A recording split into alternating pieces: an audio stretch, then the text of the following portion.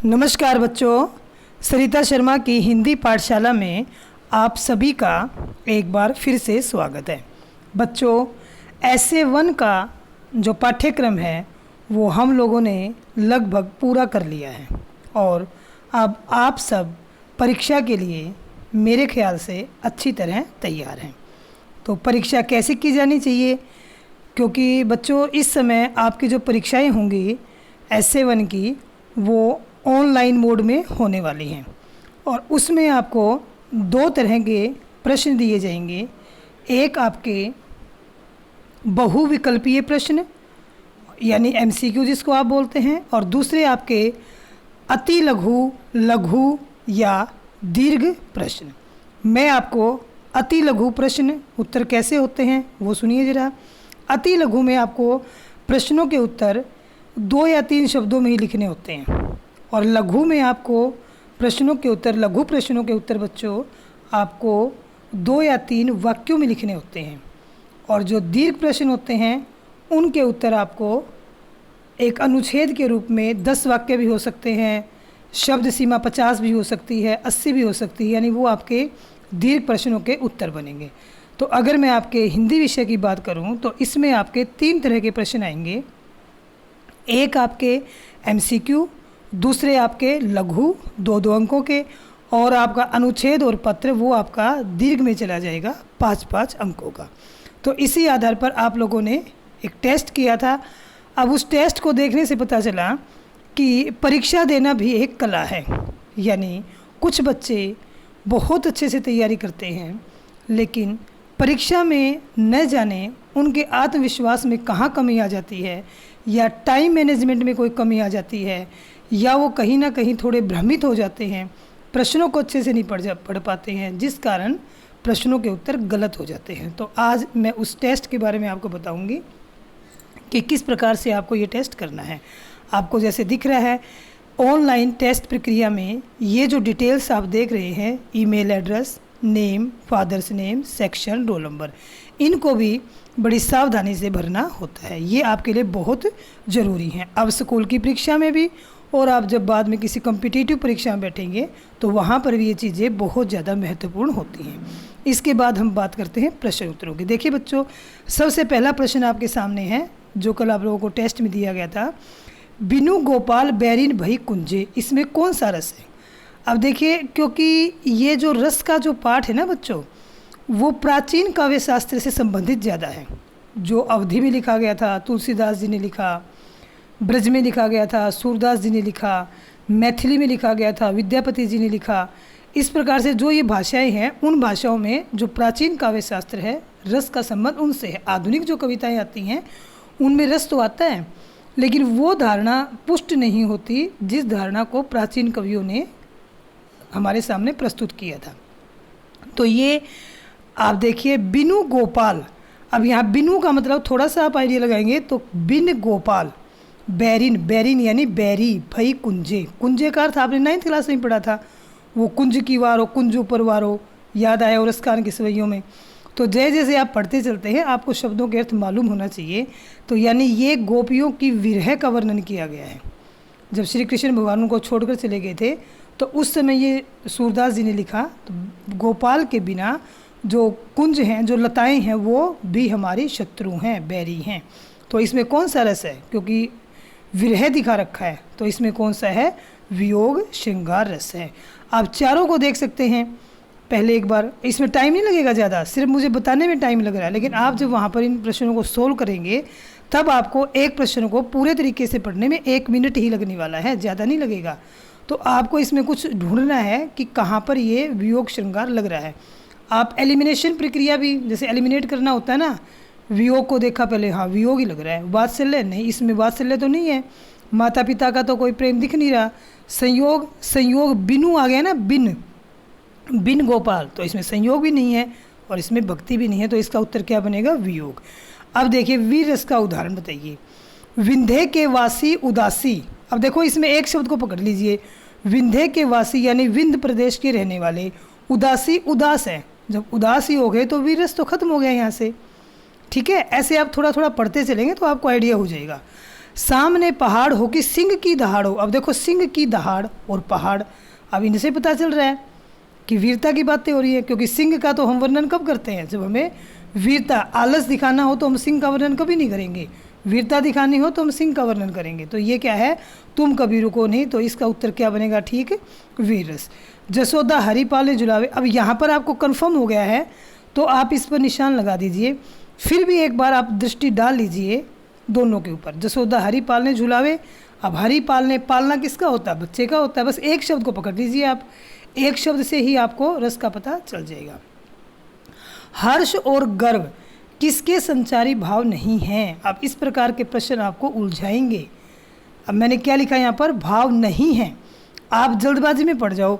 हर्ष और गर्व किसके संचारी, बस आपने नहीं पढ़ा तो आप क्या ढूंढोगे, जिसके हर्ष और गर्व संचारी भाव होंगे आप वो ढूंढोगे, लेकिन नहीं, आपको प्रश्न पूरा पढ़ना है किसके नहीं है। अब हर्ष और गर्व, श्रृंगार, श्रृंगार में हर्ष भी होता है गर्व भी होता है। उत्साह, उत्साह में हर्ष भी होता है गर्व भी होता है, आपको बताया था। वात्सल्य में भी हर्ष भी होता है गर्व भी होता है। जैसे मान लीजिए हर्ष, बच्चे को चलता हुआ देखकर खुशी हो रही है, गर्व, माता पिता को गर्व है अपने बच्चे पर। भय, अब जब भय है तो उसमें किस चीज़ का हर्ष है, डर में इंसान कैसे खुश हो सकता है, तो इसका उत्तर क्या बनेगा, भय। विषय की बाह्य चेष्टाओं और वातावरण को क्या कहते हैं। यहाँ पर थोड़ा सा आपका जो आपने रट्टाफिकेशन किया था या कोई सिस्टम से आपने पढ़ा था, यहाँ पर आपका वो काम आएगा। तो क्या है, वो उद्दीपन विभाव है, क्योंकि विषय के जो चेष्टा है वो उद्दीपन, और विषय की चेष्टाओं को देखने के बाद आश्रय के जो भाव उत्पन्न होंगे वो अनुभाव। अब बाद शब्द आ जाए ना, देखो अगला प्रश्न दे रखा है, विषय की चेष्टाओं के बाद आश्रय के मन में, अब के बाद आ गया ना, ये अनु जो है ना, अनु उपसर्ग है, इस अनु का अर्थ ही के बाद होता है, पीछे पीछे, जैसे अनुकरण, अनुसरण, अनुभाव, तो के बाद आ गया। तो इसका मतलब क्या है कि विषय की चेष्टाओं के बाद आश्रय के मन में जो शारीरिक चेष्टाएं, जो भाव होते हैं उनको क्या कहते हैं, अनुभाव। इनके सही उत्तर हम लगा देते हैं एक बार शुरू से। देखिए पहले का क्या बताया था, वियोग, दूसरे का क्या था, सामने पहाड़ हो, तीसरे का क्या था, भय, क्योंकि भय में किसी प्रकार का हर्ष और गर्व नहीं होता। विषय की चेष्टाएं क्या कहलाती है, उद्दीपन। विषय की चेष्टाओं के बाद आश्रय के मन में, देखो उद्दीपन का सामान्य अर्थ होता है जागृत करना, तो विषय की चेष्टाएं आश्रय के मन में भावों को जागृत करेंगी, और जो भाव जागृत होंगे वो अनुभाव कहलाएंगे। संयोग और वियोग बहुत ही साधारण सा है इस प्रकार के। अब यहाँ ध्यान रखना इस प्रश्न, क्योंकि ये बड़ा ही सरल प्रश्न है, इसका उत्तर आप सब दे सकते हैं, लेकिन अगर प्रश्नकर्ता परीक्षा में पेपर सेट करने वाला आपको उलझाना चाहता है तो वो इस प्रकार के प्रश्न बना सकता है, संयोग और वियोग किस रस के भेद नहीं हैं, ये आ सकता है, किस रस के भेद नहीं हैं, और वो इसके ऑप्शन क्या सेट करते हैं वो उनकी है। तो आपको पूरा प्रश्न पढ़ना है कि है या नहीं है, इस पर आपको ध्यान देना। अब इसमें क्या पूछा गया है, किस रस के दो भेद हैं, तो ये श्रृंगार के हैं। अरुणे क्यों रोती हो, अब देखो पहले शब्द से पता चल गया रोती हो। उत्तर में अधिक तू रोई, मेरी विभूति है जो उसको भवभूति क्यों कहे कोई। अब देखो ये इस कविता से लिया गया है, हमें नहीं मालूम, इतना ग्रंथ हमने नहीं पढ़ रखा। इस पूरी की जो है हिंदी, हम सामान्य हिंदी नहीं कर सकते, लेकिन हमें कुछ शब्दों को उठाना है, क्योंकि आपके पास इतना समय नहीं है कि आप इस कविता की पंक्तियों को ढूंढकर इसकी पूरी कविता पढ़े और फिर आपको पता चले कि इसका अर्थ क्या है। आप इन्हीं पंक्तियों में शब्दों पर जाइए। तो अरुणे क्यों रोती हो, रोती, रोना आ गया, तो रोना किस में होता है, करुण में होता है। शांत में कोई रोना नहीं आएगा, शांत में तो वैराग्य पैदा होगा, ठीक है। श्रृंगार में आपको पता ही रोते नहीं है। हाँ वियोग में हो सकता है, लेकिन इसमें कहीं लग नहीं रहा, क्योंकि वियोग में नायक और नायिका दोनों उस कविता में नहीं होते, या तो नायक नायिका को याद करता है या नायिका नायिका को याद करती है। लेकिन यहाँ इन पंक्तियों से क्या चल रहा है कि दोनों जो नायक नायिका या आश्रय विषय हैं दोनों यहाँ मौजूद हैं और एक दूसरे को कह रहा है, तो इसका क्या बनेगा, करुण रस बनेगा। विभत्स रस का स्थायी भाव कौन सा है, जुगुप्सा। शोभित कर नवनीत लिए, अब कर का मतलब होता है बच्चों हाथ, हाथ में नवनीत, नवनीत का अर्थ होता है मक्खन। कोई बात नहीं, आपको पहले नहीं पता था लेकिन अब आपको बता दिया, तो अब आप इन शब्दों के अर्थ मान लीजिए। नवनीत मक्खन, कर हाथ, हाथ में मक्खन लिए। घुटुरूनी चलते, घुटुरूनी थोड़ा सा आप मस्तिष्क के जोर डालेंगे तो पता चल जाएगा, घुटने, घुटनों के बल अब कौन चलता है, बच्चा चलता है। तन मंडित, मुख दधी, दधी होता है दही, मुख पर दही का लेप। तो अब इसमें कौन सा लग रहा है आपको? अब इसमें क्या बताना है? देखिए संचारी भाव बताने हैं। तो मैंने आपको क्या बताया था कि संचारी भाव जानने के लिए पहले हमें उसमें रस पहचानना पड़ेगा। तो अब इसमें रस कौन सा लग रहा है? रस लग रहा है इसमें वात्सल्य, ठीक है, क्योंकि बच्चे का दिखा रखा है घुटनों के बल चल रहा है, ठीक है। कृष्ण जी की बाल लीला का वर्णन है इसमें। अब वात्सल्य के संचारी भाव देखते हैं। हर्ष, गर्व, उत्सुकता, ग्लानि। नहीं जी, ग्लानि तो नहीं होता, ग्लानि का मतलब होता है दुख। तो बच्चे को चलते हुए देखकर माता पिता के मन में दुख क्यों आएगा? वात्सल्य में दुख नहीं आएगा। तो 3 तो हैं लेकिन चौथा नहीं है, इसको छोड़ दीजिए। हर्ष, दैन्य, शंका, गर्व। अब हर्ष और गर्व तो हैं वात्सल्य में, पहले आपने इसमें रस पहचाना वात्सल्य। अब हम वात्सल्य के संचारी भाव, मैंने कहा था आपको कि वो एक जो टेबल बना रखी है उसमें आप याद करेंगे, कुछ कॉमन होंगे। अब देखो हर्ष गर्व, हर्ष गर्व, हर्ष गर्व तीनों में हैं, लेकिन बाकी हमें सारे देखने हैं। अब ग्लानि भी नहीं होता वात्सल्य का, दैन्य और शंका भी नहीं होता वात्सल्य का। तो क्या बन गया? हर्ष गर्व मोह चपलता। यानी माता पिता के मन में बच्चे को देख के हर्ष भी होता है, गर्व भी होता है, उनके प्रति मोह भी होता है, और चपलता, जल्दबाजी भी होती है कि मेरा बच्चा अब चलने लग जाए, अब चलने लग जाए। तो इसका सही उत्तर क्या बनेगा? तीसरा। संख्या में अधिक कौन से भाव होते हैं? अब प्रश्न हो सकता है आप लोगों को समझ में नहीं आया हो, लेकिन ऑप्शन देखने के बाद आपको समझ में आ जाएगा। स्थायी भावों की संख्या कितनी होती है रसों के अनुसार? अनुभाव कितने होते हैं? 4 प्रकार के। व्यभिचारी भाव कितने होते हैं? अब आपको मालूम होना चाहिए व्यभिचारी भाव कौन से होते हैं, संचारी या क्षणिक, इन तीनों का मतलब एक ही है। तो संचारी संख्या में कितने होते हैं? 33। तो सबसे ज़्यादा इनकी संख्या है। अब सीधा सीधा अगर यहाँ संचारी भाव लिख देते तो सब बच्चे तुरंत इस पर लगाए थे, लेकिन क्योंकि परीक्षा है ना बच्चों, तो परीक्षा में थोड़ा सा परीक्षार्थी को उलझाना ही पड़ता है ताकि वो अपने मस्तिष्क का सही प्रयोग कर सके और उसका दिमाग और भी ज़्यादा तेज हो सके। अब संचारी भावों को और क्या कहते हैं? अब देखो यहाँ पर अगर आपको ये प्रश्न अच्छे से पता है तो इसमें आपको क्या करना है? क्षणिक भाव, व्यभिचारी भाव। अब आप सोचेंगे व्यभिचारी भाव आप इस पर लगा देंगे, ये गलत है। चारों पढ़िए, उलझाना है ना आपको। सीधे सीधे इतने आसान देंगे तो फिर तो सभी के कोई दिमाग की कसरत नहीं होगी। तो क्षणिक भाव भी कहते, व्यभिचारी भाव भी कहते, स्थायी भाव नहीं कहते। और चौथा पढ़िए उपरोक्त सभी। अब यहाँ पर संचारी 2 ऑप्शन ठीक हैं, अब 2 लगा कर देखिए, नहीं ये उत्तर गलत सेट हो गया, ये उत्तर ही गलत सेट हो गया।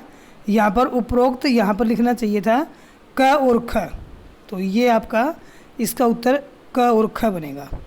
स्थायी भाव को तो संचारी भाव कहते नहीं हैं।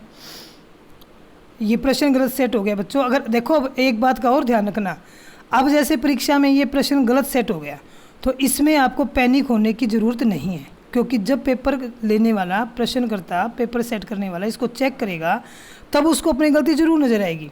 और ऐसी परिस्थिति में हर बच्चे को 1 अंक जरूर मिलेगा, पक्का मिलेगा। ये इसको कृपांक बोलते हैं। तो आपको इसमें पैनिक होने की आवश्यकता नहीं है। मन में था क और ख सेट करना और ये दब गया क्या? उपरोक्त सभी। तो इसका उत्तर क और ख है सही। अभी आप समझ लीजिए क्योंकि अभी आपके एग्ज़ाम होने बाकी हैं।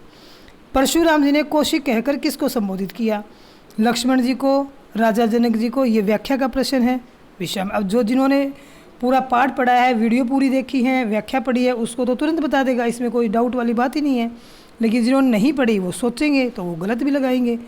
कविता में कुंभड़ बतिया किसका प्रतीक है? अब यहाँ पर आपको वो पंक्ति याद करनी है, इहा कुंभड़ बतिया को नहीं जो तर्जनी देख मरी जाई। ये पंक्ति लक्ष्मण जी ने कही थी कि कुंभड़ बतिया के कच्चे फल के समान कोई कमज़ोर नहीं है।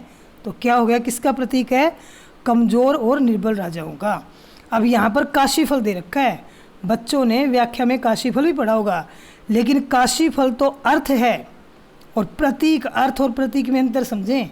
जैसे मैं सूरज कहती हूँ तो सूरज का अर्थ क्या है? एक वो गोला, ठीक है, जो हमें रोशनी देता है, सुबह उदय होता है जिसको रवि भी कहते हैं।